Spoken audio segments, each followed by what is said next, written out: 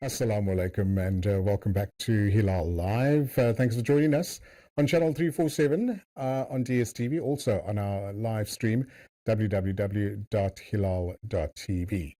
It's a brand new week, and as we all know, we often hear about cyber crimes that's affecting our community, our colleagues, our family. And I thought let's invite somebody to chat to us a bit more and make us aware about some of the cyber crimes that's out there. I'd like to welcome back on Hilaal Live, Nazareen Ebrahim, CEO of Naz Consulting International. Assalamu alaikum, Nazareen. Welcome. Walaikum salam, Luqman. Pleasure to join you again. Jazakallah so much for affording me your time. Such an important topic. And we often hear of so many types of people that have been scammed. But most consumers and daily users are familiar with maybe certain types, let's call it first tier cyber crimes or scams. Nazareen, what is the current state of cyber scams that consumers are currently facing? What are the common ones? The common ones are, and I'm really glad we're speaking about this, because daily you just need to go onto social media to look at the number of complaints of people, being in such a remorseful state that they actually fell for this thing. Yeah. And the common complaints or the common incident case of scams that you would experience are usually through social engineering. So using a social media platform, email, SMS, instant messaging, with email being the most common platform or form of communication in order to hook someone. Usually the social engineering is an emotional response to something that you need to act on right now, or a phone call. And this we've been seeing increasingly as many of the large cybersecurity companies, from Kaspersky to everyone that we know at the moment, including our information regulator here, reporting on the way that people are experiencing what is a heightened sense of scamming or cybercrime. We look at the Cyber Crimes Act as an example, with its 9 chapters that was enacted. Certain parts were enacted in December 2021, giving a certain level of protection around how people are being scammed through digital means.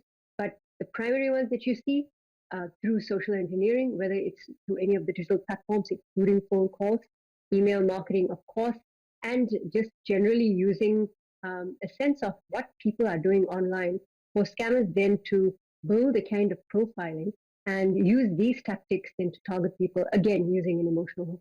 Yeah. And we often find that our senior citizens are becoming the most vulnerable at the moment now as well. And you're experiencing that and it's actually so hard, to hear these stories.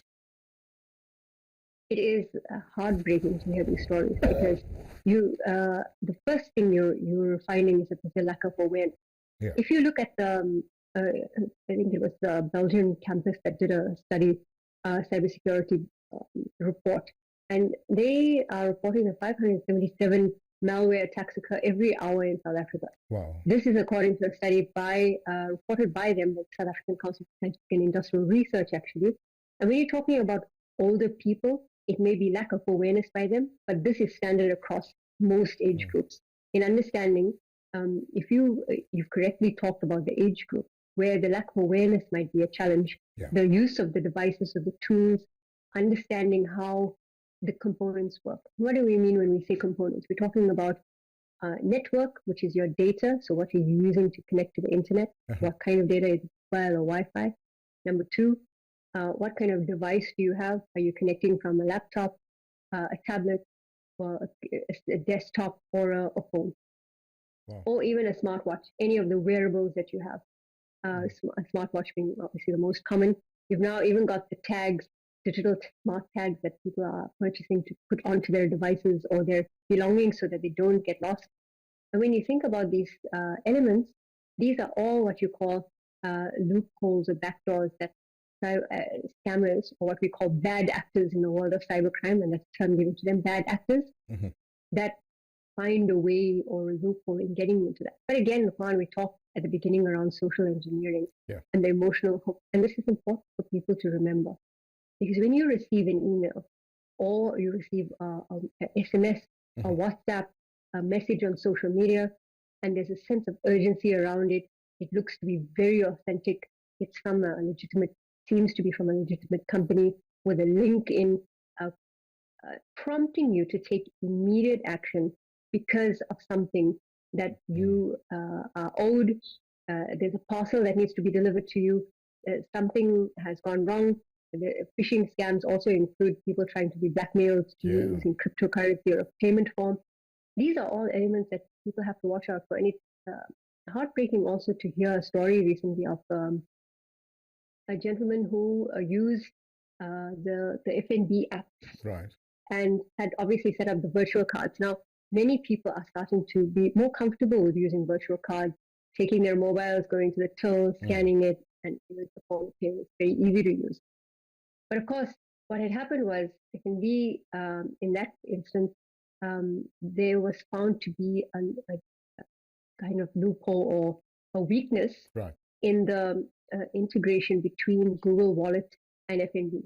And so it was said that on the Google Wallet side, there was a problem. Now, many people add their cards to Google Wallet because many people use the Google ecosystem. Yes. You know, your Gmail address is your ID for everything. Correct.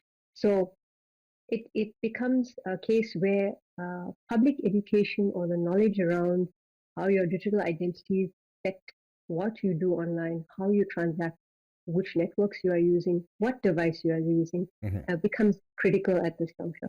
Nazareen, what are the giants in the cybersecurity space saying about the increase in cybercrime? And are they putting various mechanisms in place to, prohibit or to minimize the type of scams that we are finding? Yeah, great question. It reminds me of a study by Fabric South African Banking Risk Information Center that talked about digital banking fraud. Yeah. Increasing in South Africa with 30% increase in digital banking fraud cases. Management service firm Aon said 1 in 5 companies, 22%, in a study that they had conducted, saw email interception fraud was on the rise. And whether it's intentional or unintentional, they say, insider threats pose a significant risk to organizations, to customers, people, affecting the integrity, confidentiality, availability of the data, personnel, and facilities. I'm just reading an excerpt from this report. What it tells us is, and of course the major, we call them cybersecurity firms across the board are reporting year-on-year increase. It doesn't take away from the fact, and I know we're going to chat about this, the fact that artificial intelligence has brought an even greater level of exposure, but also a new form of playing field for any cyber criminal. Look, AI has a place in society. It has wonderful ways to enhance our world, enhance our life, enhance technology, science, and all of that. That makes us progress as a human race. However, it comes with its own set of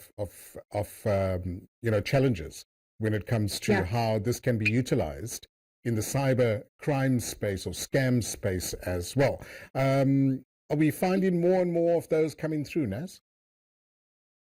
You're finding pretty much more and more of those coming through. I like the way you phrased it, because what's happening in understanding how artificial intelligence has offered cyber criminals an opportunity to now predict, but also mimic their target. And this comes in the form of, you've heard everything from deep fakes to using generative AI to use the content that's available online very easily. There are tools. We've spoken about different platforms on past shows around which can mimic voice, facial recognition, actual face, expressiveness of face, the tone of voice, prediction, the tone, pauses, which to our benefit as human beings has not yet been replicated so well that it's going to get away entirely. But again, we go back to the point of the fact that while artificial intelligence is a growing and all-encompassing technology that has given rise to many more capabilities and opportunities, its ability to generate content at a speed that is unheard of gives cyber criminals an opportunity to have even better emotional hook with people, because they're using it in ways where it's found to, there are many cases online of people getting phone calls in the voice of their loved one saying that they're in danger, they need a certain amount of money, and falling prey to that scam. That's just one example. The other examples are around employees or employers warning employees or trying to put controls in their organization around getting employees to understand the nature of receiving emails that may mimic a senior executive who's passing an authorization or an order, calling them. Now, the challenge is what I think a lot of companies are trying to face the challenge is, if you think, Usman, about the workflow of when someone's given an order in an organization, you've got a senior executive who will go to their manager to execute a particular order that they need, a particular piece of work. They will send them an email, or they may use an internal messaging system, or they may send them an instant message on WhatsApp or Telegram or whatever they may be using. Yeah. And these different points of contact have the capability of being intercepted through the mechanism of reading previous messages and understanding the lingo, the language, the style of writing, style of voice that has previously had, and that very easily from deepfake. So a lot of work is going into the education around employees and organizations around the world to understand the touch points and how to stay safe when interacting and not just blindly accepting an authorization order from an executive. Thank you so much for coming on board and educating us into the world of cyber crimes, because we all need to be aware of these shortfalls that's out there as well. We look forward to linking up with you again very soon. Have a great evening. Assalamu alaikum. Wa alaikum salam. Take care. My pleasure. And that's Nazareen Ebrahim, CEO of Naz Consulting International, giving us valuable advice around cyber crimes. We're going to take a short break. When we come back, we continue with Hilaal Live.